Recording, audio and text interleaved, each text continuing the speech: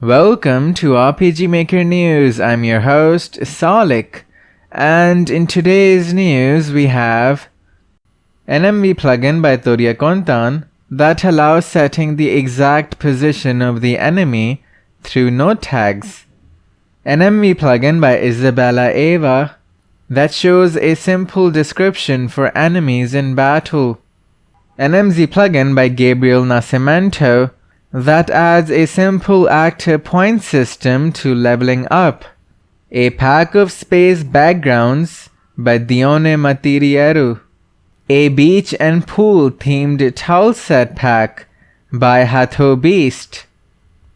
Amusement Park Tilesets by Coco Reflections. And lastly, an article tutorial by Mirai of Nikogakuin on how to export our MV and MZ games to Android, specifically on how to export to AAB format. This is the new format required for applications on the Google Playstore instead of the older APK format. This tutorial also covers on how to implement in-app purchases and ads into the game.